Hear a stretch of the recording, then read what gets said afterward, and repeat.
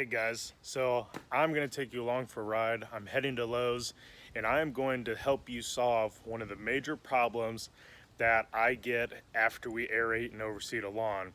A lot of people will ask me, well Matt, I'm not going to be consistent watering the lawn. Well, I'm going to show you a very simple and price effective way to set up what I consider a poor man's irrigation system. Let's head on to Lowe's and I will show you exactly what you need to pick up and how to install it so then you can ensure that your grass seed will grow. Look for, you're going to need a timer, you're going to need sprinklers, and you're also going to need a hose. Okay, so here's what you have to figure out on your property. Grass is only going to grow where it is being watered in, and you have to figure out how many zones your property has. Okay, a zone is just an easy way to say how many different sections does your yard have. So you have a house, a different zone would be like a different bedroom. Okay, so how many different zones do you have? And the way that you determine a zone is a sprinkler might go 20 feet, let's say. All right, so a 20-foot radius would be one zone. How many of those do you have? So how many sprinklers are you going to have to set up at your house to cover the whole property?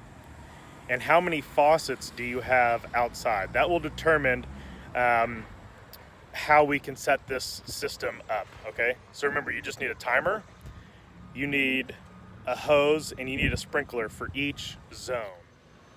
All right, so we're in Lowe's here, and we're in the lawn and garden section, and this is what you're going to look for. Okay, you need a couple sprinklers, and you'll have to determine what sprinklers fit your property best.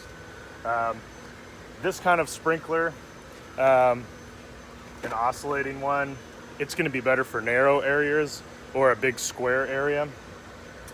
Ones that I typically like, let's see, they're out of some of the main ones here, but they look just like this. Okay, so they're ones that go okay. It's called an impact sprinkler, and that's the one I like the most.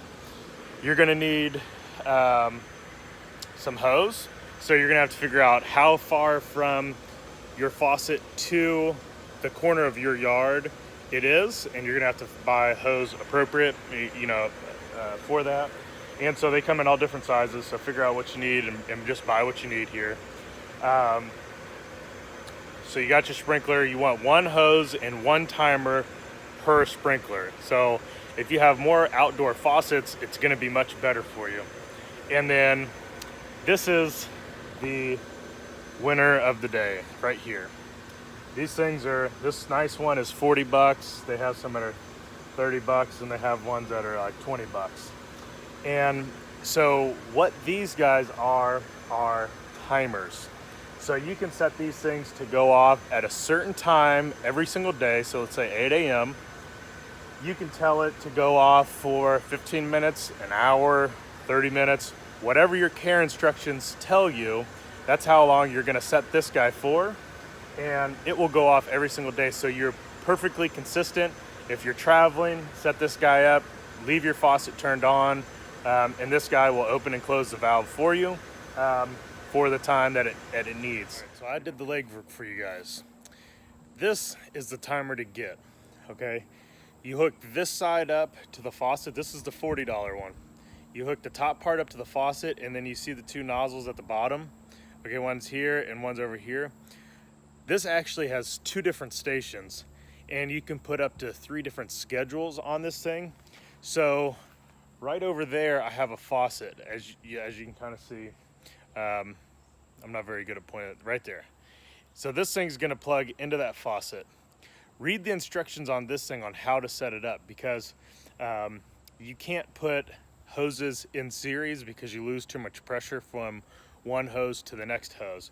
Okay, so the way that I'm gonna have to put one over in this corner over here, and one, in this corner right here.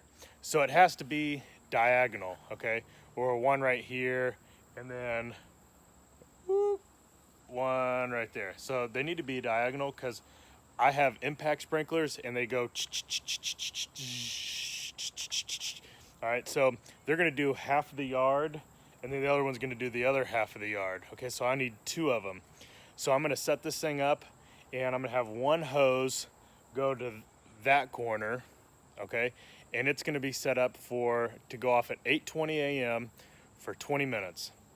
And then I'm gonna put the other hose to this corner up in here, right in here actually, and it's gonna be set to go off at 8:45 a.m. for 20 minutes.